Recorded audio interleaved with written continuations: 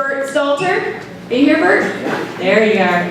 Burt Stalter's going to come up and talk a little bit about what the Forest Service is currently doing. He says it with a smile. Hello, my name is Burt Stalter. My job here on the Sierra National Forest, I'm a Fields Battalion Chief. I work in North Fork. This is my 27th year in the Forest Service. Started just out of high school at North Fork and pretty much made this forest my home. Yeah, it's being here this long in the forest is pretty eye-opening. I started in 1988, the last drought that was of substantial, memory for a lot of folks in this room. This is my second kind of cycle of drought. So when I came in, the big difference I see now is the infrastructure is gone. So when Len talked about the lumber industry, when I started the Forest Service, we were cutting roughly, I think our cut on the forest was around 100 million feet of timber being cut a year. We had a mill in Auberry, we had a mill in North Fork, we had a mill in Oakhurst, down in Terabella and in Dinuba. So we had the infrastructure on the southern part of the forest that could handle all the dead trees that happened in those past droughts. And like Len said, now we have only a mill in Chinese Camp on the Stanislaus and a mill at Terabella, and those two mills are plugged. I mean, the mill capacity at Terabella is like 25 million feet. It's plugged to the gills. The same with the mill up north, and it's basically because of the fire salvage. The Aspen fire, they pulled 20 million feet off of the Aspen fire. The French fire that happened last year in our district, we're expecting about the same amount of volume that's going to come off of that fire. That's could either go to the Terabella mill or could go north, but depending on who gets awarded the contract or buys the timber, but it's still going to keep the mills plugged with wood. That makes it hard for us to deal with any of the extra wood that historically we could send out. So normally we would put up a salvage sale, and that's what a lot of you remember in the past. In 1977 through 79 was the last big cycle of bug die-off that we dealt with on a grand scale that's even close to this. And this is probably going to be way worse than that with no infrastructure. So most of the time we put a salvage sale up, the lumber companies would buy that and they'd go out and log the timber and send it to the mill. We're not going to have that capability this time around. Roadside hazards, that's the only capability we really are focusing on. Anything with what we call a target-rich environment. Campgrounds, recreating public, roadside hazards, where there's a possibility of a tree causing bodily harm to either somebody driving on the road or recreating public. Those are the two highest priority areas right now that we're focusing on. So I spent my winter, Bass Lake campgrounds. Trees started dying around Bass Lake, the Corpus fire. That's really where I spent my summer trying to get my cutting crew lined up to start falling the trees in the campgrounds. So from there, we're transitioning up into the higher elevations to start working on the upper elevation campgrounds. And once we get the campgrounds done, then we're going to start transitioning to other areas, trailheads, stuff of that order right there. So that's our priority going down the line. We're going to work in the campgrounds, trailheads, then it's going to go into the roads. Let me kind of go down this list here, make sure I don't miss nothing. Special use sites. So for instance, around Bass Lake or areas, the forks, large areas where a lot of people congregate, those are some high priority areas. And then major arterial roads, meaning county roads like Road 274, Highway 41, some of the major Forest 81 that goes around the Basor Road. Those are going to be some high key roads with a lot of visitor use that we're going to do probably roadside hazard tree removal on. Whether it happens with a typical or traditional timber sale, or like I said, if we can't move the wood and the timber, we can't go that route, we're going to have to follow with either Forest Service crews, or we're going to actually have to contract out fallers to just cut it down and lop and scatter the slash and leave it.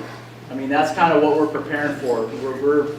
The trees are going to die regardless. And we really are kind of planning around the implementation side of what we can do with getting the hazard down.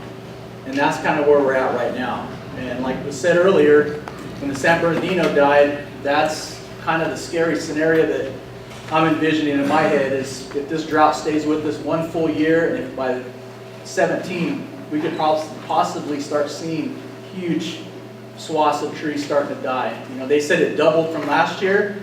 Beverly did in her presentation, I believe that. I have pictures of one of my projects out by Lions Point on the east side of North Fork that showed it nice and green, the same spot, all the trees are dead. Every single pine tree in that picture is dead. So if it doubles from that, pretty much it's going to start wiping out hundreds and hundreds of acres. So, so the next one pretty much is the last priority on our list is our restoration project. So for the past 30 years, we've been doing large-scale restoration projects, commercial thinnings, up in the mountains above you guys, up in mainly the 41 corridor. You guys drive Fish Camp, Sugar Pine, Cedar Valley, above North Fork on Whiskey Ridge. We've been doing major commercial thinnings mainly. And you know, we were basically headed into the Minarets Basin with our next project when the French Fire happened. When the French Fire happened, the priority changed, just like the Rim Fire. Whole forest pretty much priority changed to doing the NEPA document to salvage log that fire, to get the wood off the hill before it degraded and becomes a real heavy fuels hazard. So that's what the whole district priority right now is, to finish the NEPA, get it finished so we could offer it up to sell it and move it off the hill. Once that's done, and I hope we don't get any fires, any more large fires, but you know, that's hopes that could happen again. So, but right now that's, as far as our priority goes, that's kind of where it's at. We're focusing on the areas with the heavy potential to cause bodily harm to the public. So as far as the hazard, we talked about forest health. My other job is, you know, a major job is fuels treatment. These trees, and Len spoke to it a little bit in his presentation, but from a fire hazard standpoint, the science that's coming out, and it's coming out from Colorado in the lodgepole forest, but for the first 5 years is the worst from a fire hazard standpoint for these trees. The needles that are standing causes ignition 3 times faster than when they're live. And really it's standing slash is the way they term it. You know, instead of laying on the ground, it's standing vertically. And as Len spoke to, when fires move into these areas, you know, and the intensity of these fires increases, we tend to have to pull back. We can't put people in there from a firefighter safety standpoint. And, you know, if you go in there, and it makes it real labor intensive to try to deal with the fire in there when they get into those kind of forest, you know, dense, dead forest conditions. Most of our firefighter fatalities in the last 5 years on some, you know, a lot of them have been from falling snags. Our firefighters have been killed from falling snags, and it's a real hazard out there. So when we start working in these old burn areas, there's a high likelihood people could get hurt. So that's why we're taking a, you know, we try to, it just increases the risk to our folks out there when fires do happen in here. So around here, from the belt that you see from Mariposa all the way to North Fork, that whole front country, when it starts dying off in trees, you know, it just forces a different kind of firefighting strategy than it kind of makes it a little more complex.